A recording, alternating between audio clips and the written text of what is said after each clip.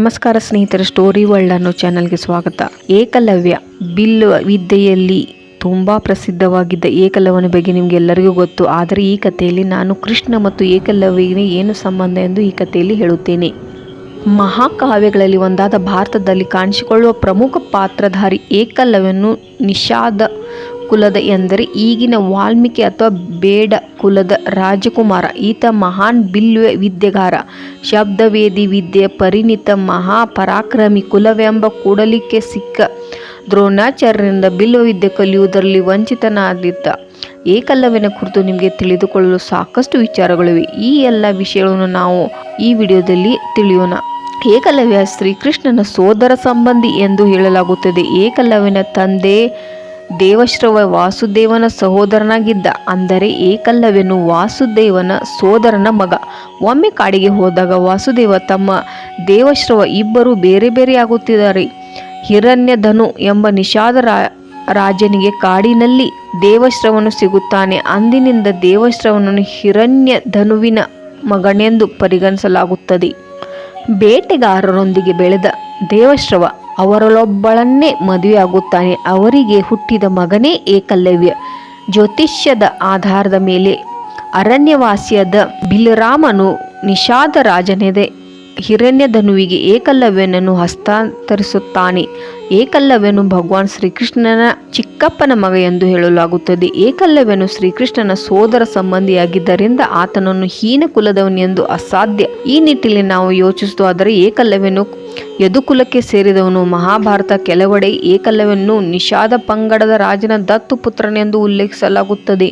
ಮಹಾಭಾರತದ ಅವಧಿಯಲ್ಲಿ ಪ್ರಯಾಗದ ಕರಾವಳಿ ಪ್ರದೇಶದಲ್ಲಿ ಶೃಂಗವೇರಪುರ ರಾಜ್ಯವು ನಿಷಾದ ಪಂಗಡದ ರಾಜ ಹಿರಣ್ಯಧನುವಿಗೆ ಸೇರಿತ್ತು. ಗಂಗಾ ನದಿಯ ದಂಡೆಯ ಮೇಲಿರುವ ಶೃಂಗಪುರವು ಆತನ ಪ್ರಬಲ ರಾಜಧಾನಿಯಾಗಿತ್ತು. ಇಲ್ಲಿ ಏಕಲವ್ಯನು ತನ್ನ ಸಾಕಷ್ಟು ಸಮಯವನ್ನು ಕಳೆದಿದ್ದಾನೆ ಎಂದು ಹೇಳಲಾಗುತ್ತದೆ. ಸಾಮಾನ್ಯವಾಗಿ ಹೆಚ್ಚಿನವರ ಮನಸ್ಸಿನಲ್ಲಿ ಏಕಲವ್ಯನು ಶೂದ್ರ ಕುಲಕ್ಕೆ ಸೇರಿದವನಾಗಿದ್ದರಿಂದ ದ್ರೋಣಾಚಾರ್ಯನು ಅವನಿಗೆ ಬಿಲ್ಲು ವಿದ್ಯೆ ಕಲಿಸಲು ನಿರಾಕರಿಸಿದನು ಎನ್ನುವ ಅಭಿಪ್ರಾಯವಿದೆ. ಆದರೆ ಇದು ತಪ್ಪು. ದ್ರೋಣಾಚಾರ್ಯನು ಏಕಲವ್ಯನಿಗೆ ಬಿಲ್ಲು ವಿದ್ಯೆ ಕಲಿಸಲು ನಿರಾಕರಿಸುವುದರ ಹಿಂದೆ ಬೇರೆ ಕಾರಣ ಇದೆ. ಏನೆಂದರೆ ದ್ರೋಣಾಚಾರ್ಯರು ಭೀಷ್ಮನಿಗೆ ನಿಮ್ಮ ರಾಜ್ಯದ ರಾಜಕುಮಾರಿಗೆ ಮಾತ್ರ ವಿದ್ಯೆಯನ್ನು ಕಲಿಸುವುದಾಗಿ ಭರವಸೆ ನೀಡಿರುತ್ತಾರೆ. ವಿಷ್ಣು ಪುರಾಣ ಮತ್ತು ಹರಿವಂಶ ಪುರಾಣದ ಪ್ರಕಾರ ಏಕಲವ್ಯ ತನ್ನ ವಿಸ್ತರಣಾವಾದಿ ಚಿಂತೆಯಿಂದಾಗಿ ಜರಸಂಧನನ್ನು ಭೇಟಿ ಮಾಡಿದನು. ಒಮ್ಮೆ ಅವನು ಜರಸಂಧನ ಸೈನ್ಯದಿಂದ ಪರವಾಗಿ ಮಥುರಾವನ್ನು ಆಕ್ರಮಣ ಮಾಡಿದನು ಮತ್ತು ಯಾದವ ಸೈನ್ಯವನ್ನು ಬಹುತೇಕ ನಾಶಪಡಿಸುವುದರ ಮೂಲಕ ತನ್ನ ಶೌರ್ಯವನ್ನು ಬಹಿರಂಗಪಡಿಸುತ್ತಾನೆ. ಯಾದವ ಸೇನೆ ವಿನಾಶದ ನಂತರ ಈ ಮಾಹಿತಿಯು ಶ್ರೀಕೃಷ್ಣನ ತಲುಪಿದಾಗ ಅವನು ಕೂಡ ಏಕಲವ್ಯನನ್ನು ನೋಡಲು ಉತ್ಸುಕನಾಗುತ್ತಾನೆ ಎಂದು ಹೇಳಲಾಗುತ್ತದೆ. ಏಕಲವ್ಯ ಬಲಗೈಯಲ್ಲಿ ಕೇವಲ 4 ಬೆರಳುಗಳಿಂದ ಬಿಲ್ಲು ಮತ್ತು ಬಾಣಗಳನ್ನು ಹೊಡೆಯುವುದನ್ನು ನೋಡಿ ಇದು ಪಾಂಡವರಿಗೆ ಮತ್ತು ಅವರ ಸೈನ್ಯಕ್ಕೆ ಅಪಾಯಕಾರಿ ಎಂದು ಶ್ರೀಕೃಷ್ಣನಿಗೆ ಅರ್ಥವಾಗುತ್ತದೆ. ಆಗ ಶ್ರೀಕೃಷ್ಣನು ಏಕಲವ್ಯನೊಂದಿಗೆ ಯುದ್ಧವನ್ನು ಮಾಡಲು ನಿರ್ಧರಿಸುತ್ತಾನೆ ಮತ್ತು ಈ ಯುದ್ಧದಲ್ಲಿ ಏಕಲವ್ಯನು ವೀರಗತಿಯನ್ನು ಪಡೆಯುತ್ತಾನೆ. ಯುದ್ಧದ ಸಮಯದಲ್ಲಿ ಏಕಲವ್ಯ ನಾಪತ್ತೆಯಾಗಿದ್ದಾನೆಂದು ಸಹ ಹೇಳಲಾಗುತ್ತದೆ. ಅಂದರೆ ನಂತರ ಏಕಲವ್ಯನು ಹೇಗೆ ಸತ್ತರು ಎಂಬುದು ಯಾರಿಗೂ ತಿಳಿದಿಲ್ಲ. ಏಕಲವ್ಯ ಯುದ್ಧದಲ್ಲಿ ಮರಣ ಹೊಂದಿದ ನಂತರ ಮತ್ತು ಕೆಲವೊಂದು ಹೇಳಿಕೆ ಪ್ರಕಾರ ಏಕಲವ್ಯನು ಕಾಣೆಯಾದ ನಂತರ ಅವನ ಮಗ ಕೇತುವಾಮನ್ ಸಿಂಹಾಸನ ಏರುತ್ತಾನೆ ಮತ್ತು ಕೌರವರ ಸೇನೆ ಪರವಾಗಿ ಪಾಂಡವರ ವಿರುದ್ಧ ಹೋರಾಡುತ್ತಾನೆ. ಆದರೆ ದುರಾದೃಷ್ಟವಶ ಈತ ಮಹಾಭಾರತ ಯುದ್ಧದಲ್ಲಿ ಭೀಮನಿಂದ ಕೊಲ್ಲಲ್ಪಡುತ್ತಾನೆ. ಏಕಲವ್ಯ ಅತ್ಯುತ್ತಮ ಬಿಲ್ಲುಗಾರ ಎಂಬುದರಲ್ಲಿ 2 ಮಾತಿಲ್ಲ. ದ್ರೋಣಾಚಾರ್ಯರು ಬಿಲ್ಲು ವಿದ್ಯೆ ಕಲಿಸಲು ನಿರಾಕರಿಸಿದಾಗ ತನ್ನ ಛಲವನ್ನು ಬಿಡದೆ ದ್ರೋಣಾಚಾರ್ಯನೇ ತನ್ನ ಗುರುವೆಂದು ಸ್ವೀಕರಿಸಿ ದ್ರೋಣರ ಮಣ್ಣಿನ ವಿಗ್ರಹದ ಮುಂದೆ ಕೂತು ಬಿಲ್ಲು ವಿದ್ಯೆಯನ್ನು ಕಲಿತನು.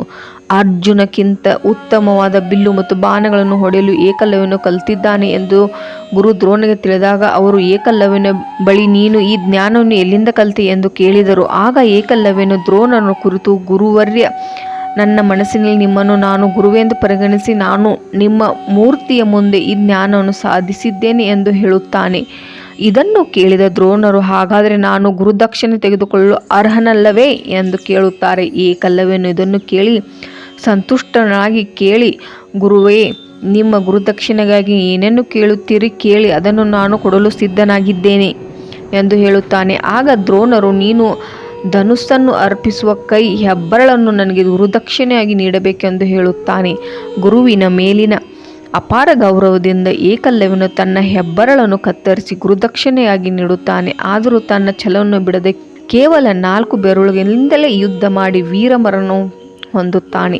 ಹೀಗೆ ಏಕಲವ್ಯನ ಬಗ್ಗೆ ಎಷ್ಟು ಹೇಳಿದರೂ ಇನ್ನೂ ಕಡಿಮೆ. ಈ ವಿಡಿಯೋ ನಿಮಗೆ ಇಷ್ಟವಾಗಿದ್ದಲ್ಲಿ ಲೈಕ್ ಮಾಡಿ, ಶೇರ್ ಮಾಡಿ ಮತ್ತು ಸಬ್ಸ್ಕ್ರೈಬ್ ಮಾಡಿ. ಹರೇ ಕೃಷ್ಣ, ಹರೇ ರಾಮ.